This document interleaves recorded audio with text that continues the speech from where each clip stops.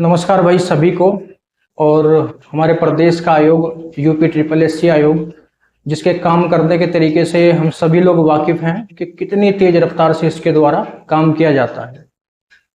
अभी इसके द्वारा पेट 2022 के थ्रू जूनियर असिस्टेंट के पद निकाले गए थे। लगभग 5,500 की वैकेंसी इसमें निकाली गई थी और जितने बच्चों के द्वारा इसमें फॉर्म भरा गया था, लगभग 2.5 लाख फॉर्म इसमें भरे गए थे। तो सबके सब पेट क्वालिफाई कर चुके हैं, क्योंकि लगभग 15.5-16 नंबर ही इसकी जो पेट की कट ऑफ थी वो लगी थी। अब सबके सब इंतजार में हैं कि एग्जाम डेट इसकी कब घोषित होगी। लेकिन मुझे लगता है एग्जाम डेट तब घोषित होगी जब अध्यक्ष जो यूपी ट्रिपल एस सी आयोग का है वो नियुक्त करा दिया जाएगा नया।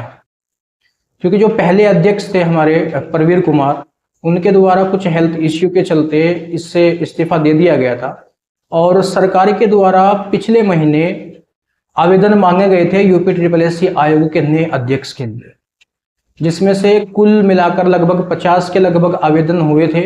और जो हमारे बड़े बड़े प्रशासनिक अधिकारी होते हैं IAS PCS, उनके द्वारा ये आवेदन दिए गए थे।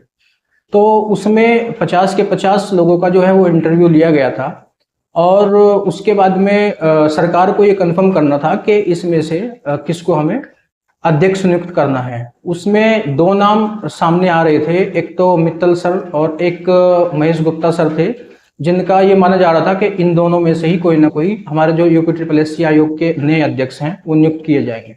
लेकिन नई अपडेट ये निकल कर आ रही है कि जो 50 के 50 इंटरव्यू हुए थे वो सबके सब सरकार के द्वारा डिस्क्वालीफाई कर दिए गए हैं और अब नए सिरे से फिर से आवेदन मांगे गए हैं।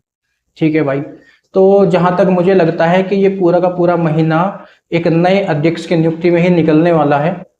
और दूसरी यदि मैं बात करूं कि जो जूनियर असिस्टेंट है उसके एग्जाम के लिए एजेंसी को टेंडर दिया जाना है, जिसके लिए भी आवेदन मांगे गए हैं यूपी ट्रिपल एस सी आयोग के द्वारा। तो एक नई एजेंसी आएगी जिसके द्वारा वो एग्जाम कराया जाएगा। तो कुल मिलाकर हम ये बोल सकते हैं कि जो एग्जाम डेट है जूनियर असिस्टेंट की वो भूल जाइए, कम से कम 3 महीना, या तो दिसंबर का लास्ट वीक या फिर आप बात कीजिए जनवरी 2025 की, जिसमें जूनियर असिस्टेंट का जाकर एग्जाम होना है। क्योंकि उससे पहले आयोग का ये कहना है कि जो VPO की जो वैकेंसीज आई थी उसका हम एग्जाम पहले लेंगे और उसके बाद में फिर जूनियर असिस्टेंट पर हम अपना पूरा फोकस करेंगे। तो ये महीना तो मुझे लगता है कि नए अध्यक्ष की नियुक्ति और एजेंसी को टेंडर जारी करने में ही चला जाएगा। दूसरी बात कि जो अगर हम पिछली जूनियर असिस्टेंट की वैकेंसीज आई थी जो अगर हम उसकी बात करें तो रिटन एग्जाम की जो कट ऑफ उसमें लगी थी वो लगभग 48-49 नंबर पे लगी थी। मॉडरेट टू हाई लेवल का एग्जाम था, इजी एग्जाम बिल्कुल भी नहीं था, जिससे जो कट ऑफ थी वो नीचे चली गई थी। अब मेरा मानना ये है कि जब भी नई एजेंसी को टेंडर जाता है तो उसमें बहुत सारे फैक्ट काम करते हैं। पहला फैक्ट तो यही है कि आज के समय में हम देख रहे हैं कि जिस हिसाब से जितनी भी वैकेंसीज आती हैं और जो भी गवर्नमेंट एग्जाम होते हैं उसमें कहीं ना कहीं धांधलेबाजी शुरू हो जाती है, फिर वो कैंसिल होती है एजेंसी पर, फिर उस चीज का धब्बा लगता है और फिर से एजेंसी उस चीज पर काम करती है, या तो डिस्क्वालीफाई होती है या फिर नई एजेंसी आती है तो वो एग्जाम आपके कराती है। उसमें बच्चों का टाइम भी बहुत ज्यादा जाता है और एक जो सरकार की छवि है उस पर भी कहीं ना कहीं एक जो धब्बा है वो लगता है। तो उस चीज से बचने के लिए एजेंसी कुछ ऐसी एजेंसीज हैं जिनको अगर वो आवेदन के द्वारा आती हैं एग्जाम कराने के लिए तो बहुत सोच समझकर एजेंसियों का आना पड़ेगा। ठीक है भाई, जिसमें वो टाइम हमारा निकलता है, ज्यादा टाइम हमें लगता है। दूसरी बात यह है कि एजेंसी जब भी नई एजेंसी आती है तो पेपर का जो पहला लेवल होता है उसमें कुछ ना कुछ चेंज जरूर होते हैं। चाहे आप उत्तर प्रदेश पुलिस का अभी जो रिसेंटली एग्जाम हुआ है उसको उठाकर देख लीजिए, जो पहली एजेंसी के द्वारा एग्जाम कराया गया था और जो अब नई एजेंसी के द्वारा जो एग्जाम कराया गया है उसमें काफी अंतर हमें देखने को मिल रहा है। तो जब भी नई एजेंसी आती है तो कुछ ना कुछ जो एग्जाम का लेवल है वो या तो घटता है या बढ़ता है। अब चूंकि पहले ही दूसरी जो पहली एजेंसी थी उसके द्वारा वो जो एग्जाम कराया गया था उसके लिए जो लेवल था वो पहले ही मॉडरेट टू हाई था। तो मुझे ऐसा लगता है कि जब नई एजेंसी आएगी तो उसके द्वारा कहीं ना कहीं वो जो लेवल है वो थोड़ा बहुत कम किया जाएगा। और अगर लेवल कम हुआ तो पिछली कट ऑफ जो 48-49 नंबर पे गई थी, अब की बार वो कट ऑफ अनुमानित मान के चलिए 65 से 70 नंबर पर। इसलिए जो आपकी प्रिपरेशन है वो कुछ इस तरीके की रखिए कि आपका जो स्कोर है वो 70 प्लस ही रहे हर हाल में, ताकि फाइनल सिलेक्शन तक आपको कोई भी प्रॉब्लम ना हो। ठीक है भाई। सिलेबस की यदि मैं बात करूं, हम सभी जानते हैं कि टोटल 100 क्वेश्चन आते हैं, जिसमें से 30 क्वेश्चन आपके हिंदी के आते हैं और 15 क्वेश्चन आपके रीजनिंग के आते हैं, 20 क्वेश्चन आपके यूपी जीके के आते हैं और 20 क्वेश्चन आपके टोटल जो जनरल स्टडीज के क्वेश्चन हैं वहां से आते हैं और 15 क्वेश्चन आते हैं आपके कंप्यूटर पर। तो जो हिंदी है और जो रीजनिंग का पोर्शन है वो तो लगभग सभी का इक्वल ही होता है, 1-2 क्वेश्चन का उसमें अंतर होता है, सबकी उतनी ही मेहनत रहती है, उसमें आराम से वो हो जाता है।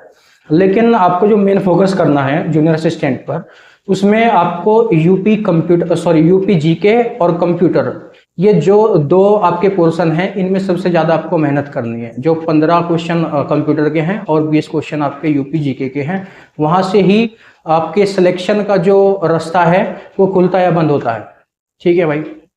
तो आपका मेन फोकस जो है वो वहां पे रखना आप लोग कि कंप्यूटर और यूपी जीके वो बहुत अच्छे से आपकी कवर हो सके।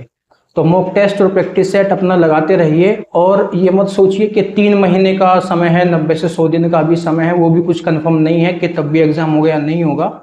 और उस चक्कर में अगर हम अभी अपनी तैयारी छोड़ दें तो वो चीज़ गलत हो जाएगी।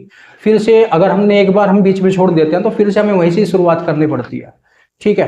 तो नॉर्मली 5 से 6 घंटा इसको देते रहिए और जो मेन सब्जेक्ट है जहां से सिलेक्शन डिसाइड किया जाता है उन पर ज़्यादा फोकस कीजिए। मैं आपको बता चुका हूँ कंप्यूटर और यूपी जीके वगैरह की। अब अगली बात ये कि जैसे मैंने आपको बताया कि एग्जाम का जो लेवल है भाई वो आज के समय में वो नहीं रहा है जो पहले था। किसी भी एग्जाम को आप उठाकर देख लीजिए, किसी भी एग्जाम को, चाहे यूपी पुलिस का उठाकर देख लीजिए। और हालांकि यूपी SSS आयोग तो इस चीज में माहिर है कि अगला जो एग्जाम होता है उससे पहले एग्जाम में और अगले एग्जाम में धरती आसमान का पूरा अंतर हमें देखने को मिल जाता है। कि जैसे आप पैट को देख लीजिए, 2022 के पैट की और 2023 के पैट की अगर हम तुलना करें तो कितना अंतर बढ़ता है। 2022 का जो पैट था वो सिलेबस के अनुसार था, 2023 के पैट का सिलेबस सेम था, लेकिन एग्जाम का लेवल क्या था हमें आज तक समझ में नहीं आया कि वो पैट का ही था या PCS के उसमें क्वेश्चन डाल रखे थे। ठीक है भाई। तो यूपी SSS आयोग है, कुछ भी कर सकता है। इसलिए जो अपनी तैयारी है वो बिल्कुल बेसिक से और पूरी की पूरी एडवांस तक अपने लेकर चलिए। एक एक जो कॉन्सेप्ट है वो क्लियर कीजिए। हर एक टॉपिक को अभी पूरी की पूरी कवर करने का आपके पास में टाइम है बाकायदा, तो इस चीज में लग जाइए। और बाकी यूपी SSS आयोग के द्वारा इस साल की अब तक जो पैट की वैकेंसी है वो भी नहीं आई है, तो संभावना ये है कि ये भी इस महीने या अगले महीने तक आ जाएगी। तो कहीं ना कहीं इसी के बीच में ये पैट भी कराया जाएगा। हालांकि पैट का जो बेनिफिट है मुझे तो इस साल कहीं दिखाई दिया नहीं है। 2022 के थ्रू जूनियर असिस्टेंट की वैकेंसीज निकली थी और 2023 में आप लगा लीजिए कि 2023 का जो पैट हुआ था उसके थ्रू अब तक वैकेंसी ही कितनी निकली है। हालांकि पैट का फॉर्म आपको भरना जरूरी है क्योंकि आगामी जो 2025 की भर्तियां हैं लेखपाल वगैरह की, उसमें पैट की हमें जरूरत पड़ेगी। सरकार के द्वारा इसकी घोषणा भी की गई है कि लगभग 6 से 6,500 जो पद है लेखपाल के वो आएंगे। और VPOs की मैं आपको बता चुका हूं कि VPO के जो एग्जाम है वो यूपी SSS का ये कहना है कि हम जूनियर असिस्टेंट से पहले उसका एग्जाम हम कराएंगे। तो आपकी जो प्रिपरेशन है वो करते रहिए और अगर आगे कोई नई अपडेट मिलती है तो मैं आपको बताऊंगा। तब तक के लिए नमस्कार।